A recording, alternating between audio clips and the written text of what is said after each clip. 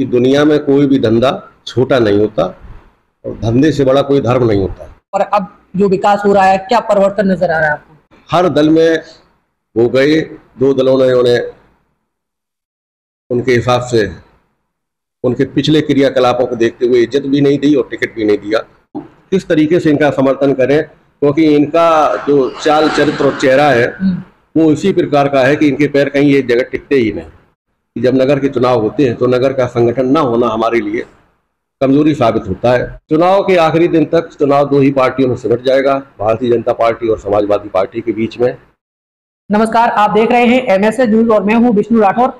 इस वक्त मौजूद है इटावा जनपद के भड़तना में, जहां चुनावी माहौल में जानेंगे किस तरीके से भड़तना का जो समीकरण है, किस पार्टी को कितना मत मिलने वाला है और कौन सी पार्टी भड़तना से विजय होने वाली है।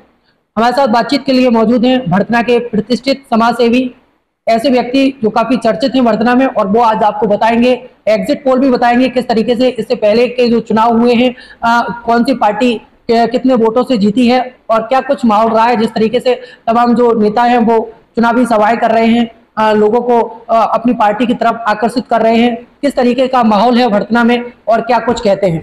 क्या नाम है आपका? रजनीश पुरवाल जी। जिस तरीके से आपके भड़तना में बड़े बड़े नेता आ रहे हैं, डिप्टी CM भी आ रहे हैं और तमाम नेता चुनावी जनसभाएं कर रहे हैं, तो इस चुनावी जनसभाओं को कैसे देखते हैं? इतने छोटे चुनाव में इतने बड़े बड़े नेता सभाएं कर रहे हैं।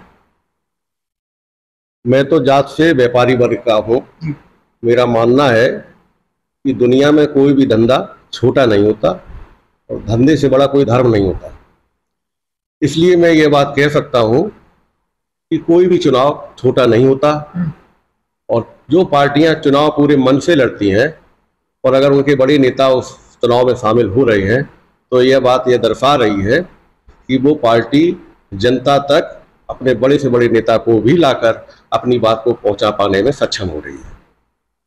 इसलिए कोई भी बड़ा नेता आता है तो यह उस पार्टी के हित में ही है और जनता के भी हित में है कि जनता उस बड़े नेता से भी सवाल कर सकती है और उस बड़े नेता के द्वारा किए गए वादों पर भी भरोसा कर सकती है। जिस तरह आप BSP में पहले रहे हैं, अभी भी हैं, लेकिन पहले आपका जो जिस तरीके से जिला कोषाध्यक्ष रहे हैं, आपने पार्टी के में रहते हुए सेवा की है, समाज की, लोगों की बातों को सुना है, जाना है, भड़तना के विकास को देखा है, तो कैसा विकास रहा आपके समय में और अब जो विकास हो रहा है, क्या परिवर्तन नजर आ रहा है आपको?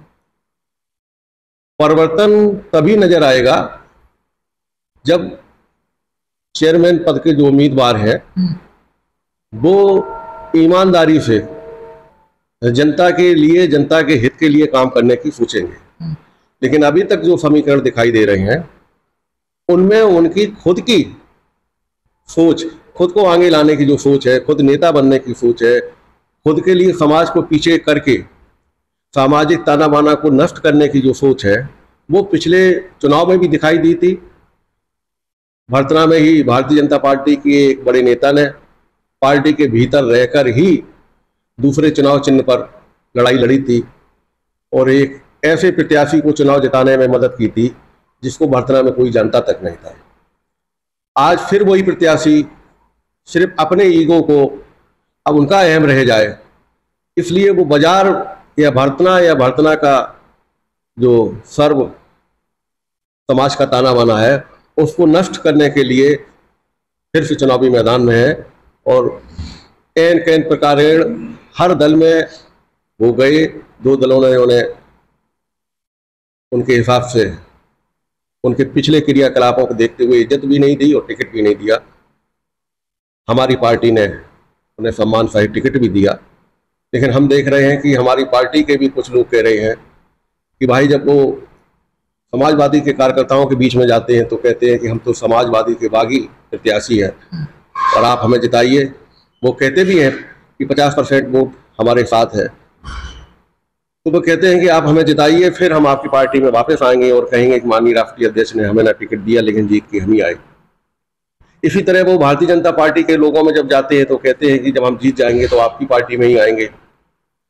तो हमारी पार्टी का जो वोट है वो हमसे पूछता है कि जब ये प्रत्याशी कह रहा है कि हम जीत के इसमें चले जाएंगे, जीत के उसमें चले जाएंगे, तो हम किस तरीके से इनका समर्थन करें, क्योंकि इनका जो चाल चरित्र और चेहरा है वो इसी प्रकार का है कि इनके पैर कहीं एक जगह टिकते ही नहीं।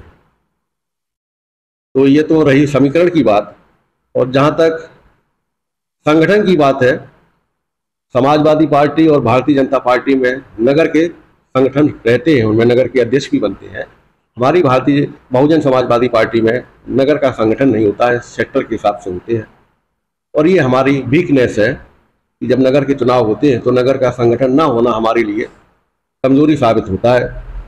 आपकी जो पार्टी है कहीं ना कहीं देखा जाए तो बड़े स्तर की पार्टी है, और इससे पहले कई चुनाव जो हुए हैं हमेशा बीएसपी जीतती आई है, और तमाम आपने देखा कानून व्यवस्था किस तरीके से रही है। तो क्या मानते हैं आपका संगठन कहाँ कमजोर पड़ रहा है? जिस तरीके से अब चुनाव हो रहे हैं तो कहीं बीएसपी नजर नहीं आती है। हमारा संगठन लगातार चलता है, संगठन भी कहीं पर भी कमजोर नहीं है, ना हमारी पार्टी कमजोर है। लेकिन कुछ चीजें ऐसी हो जाती हैं कि जिनसे कुछ जगहों पर पार्टी का प्रदर्शन कमजोर हो जाता है। जैसे कि भरतना में ही पिछले चुनाव में बहुजन समाज पार्टी को नगर में जो विधानसभा के चुनाव हुए थे, नगर के अंदर बूथ संख्या 20 प्रकाश इंटर कॉलेज से बूथ संख्या 61 तक जो हमारा है मोतीगंज में 1909 वोट के समथिंग वोट मिले थे। मतलब 2000 से भी कम वोट बहुजन समाजवादी पार्टी को मिले थे, और 72 से थोड़े ज़्यादा वोट समाजवादी पार्टी को मिले थे, जबकि भारतीय जनता पार्टी को 12,000 के आसपास वोट मिले थे। उस हिसाब से भी देखा जाए तब भी भारतीय जनता पार्टी इन दोनों पार्टियों के जो वोट है उसको जोड़ भी दे तब भी उससे कम से कम 3,000 वोटों के आसपास आगे चलती है।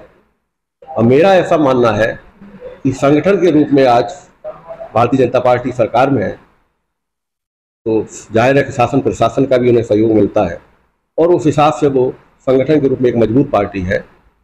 उनके साथ साथ समाजवादी पार्टी भी शहर में अपना एक अलग स्थान रखती है, पिछले 10 सालों से उनके चेयरमैन भी हैं। तो जब चुनाव आगे बढ़ेगा, भारतीय जनता पार्टी ने तो 23 स्थानों पर 25 वार्ड में 23 वार्डों पर अपने दल के प्रत्याशी उतारे हैं, 2 जगह उनके द्वारा समर्थित प्रत्याशी हैं। समाजवादी पार्टी के भी सिंबल पर बहुत से सभासद चुनाव लड़ रहे हैं। जहाँ तक बहुजन समाजवादी पार्टी की बात है, हमारी पार्टी का जहाँ बेस वोट है वहाँ पर भी हम लोग वहाँ पर जो सभासद पद के उम्मीदवार थे उनको हाथी सिंबल सिर्फ इसलिए प्रदान नहीं दे पाए क्योंकि उनमें से ज़्यादा लोग उम्मीदवार थे। और जब जाहिर है कि हमारा सिंबल नहीं होगा तो सभासद के जो प्रत्याशी हैं वो अपने अपने सिंबल के लिए लड़ेंगे, जो हो सकता है कि हमारे लिए इस बात को नुकसान में परिवर्तित कर दे, क्योंकि सिंबल की बात अलग होती है। और जहाँ तक 2 या 3 ज़्यादा से ज़्यादा 4 जगह हमारी पार्टी सभासद पद पर चुनाव लड़ रही है, बाकी जगह एक भी वार्ड में हमारी उपस्थिति नहीं है। ये हमारी कमजोरी तो है, और शायद इसका खामियाजा भी हमें उठाना पड़ेगा, क्योंकि जब चुनाव अपने उस पर आएगा, चुनाव वाले दिन, तब संगठन के रूप में बहुजन समाजवादी पार्टी के कार्यकर्ता उन बूथों पर नहीं हो पाएंगे जहां उनके सभासद पद के प्रत्याशी नहीं है। मेरा ऐसा मानना है कि अगर हमारी पार्टी नगर के संगठन बनाने में भी अगर प्रमुखता दे तो आगे आने वाले समय में हम लोग नगर में मजबूत स्थिति में आ सकते हैं, सभी जगह अपने सभासद उतार सकते हैं। वही समाजवादी पार्टी का आरोप रहता है हमेशा से, जब भी चुनाव आता है तो यही आरोप रहता है कि जो आपकी बहन जी हैं वो हमेशा बीजेपी के लिए काम करती हैं, इसलिए इस तरह जनसभाएं नहीं कर रही हैं, ना ही अपना संगठन को बढ़ा रही हैं। तो क्या लगता है आपको, ऐसा है या कुछ अलग है? नहीं, माननीय बहन जी कि हम खुद सच्चे सिपाही हैं। तो जैसे आपने सुना था कि राणा की पुतली फिरी नहीं तब तक चेतक मुड़ जाता था, तो माननीय बहन जी जो चाहती हैं और जो कहती हैं उस बात को उनके कार्यकर्ता, उनके वोटर और सपोर्टर अच्छी तरह से समझ लेते हैं, और उन्हें इस बात की जरूरत नहीं है कि माननीय बहन जी सभा करके ही उनसे कहने आए। उनका आदेश हम लोगों के लिए सर्वोपरि होता है। माननीय बहन जी ही ने हमें सम्मान की राजनीति करना सिखाया है। तो ऐसा नहीं है कि बहुजन समाजवादी पार्टी के नेता आए, लेकिन जो ये छोटे चुनाव होते हैं इनमें जो जमीनी हकीकत होती है, इसमें जो बहुजन समाजवादी पार्टी के समर्पित कार्यकर्ता है, वोटर हैं, सपोर्टर हैं, वो इस बात पर जरूर ध्यान देते हैं कि हम जिसके लिए मेहनत कर रहे हैं, जिसको हम जिताएंगे, जिसको हम जिता के भेजेंगे, वो टिकाऊ है कि नहीं। सिर्फ जिताऊ होने से कोई फर्क नहीं पड़ता, क्योंकि जीतने के बाद इतिहास गवाह है कि बहुजन समाजवादी पार्टी को हजारों लोगों ने, चाहे विधायक हो, चाहे सांसद हो, चाहे चेयरमैन हो, कोई भी हो, नगर पंचायत, ग्राम पंचायत, जिला पंचायत के लोगों ने हमारे वोटों से जीत को हासिल की, लेकिन फिर वो धोखा देके दूसरे दलों में चले गए। तो इस बार क्या लग रहा है, भड़तना में जिस तरीके से समाजवादी पार्टी का नगर पालिका पर कब्जा रहा है, अभी भी कई प्रत्याशी मैदान में हैं, सपा, भाजपा और बसपा से भी हैं, कांग्रेस से भी हैं, तो इस बार का किस तरह माहौल है? क्योंकि आपने पहले विकास देखा, तो कैसा लग रहा है आपको? कौन सी पार्टी इस बार निकलने वाली है? क्या एग्जिट पोल आपके कहते हैं? पिछली बार नगर निकाय के चुनाव में भारतीय जनता पार्टी के अंदर ही कुछ लोगों ने पहिया चलाया था, जिसकी वजह से समाजवादी पार्टी जीती थी।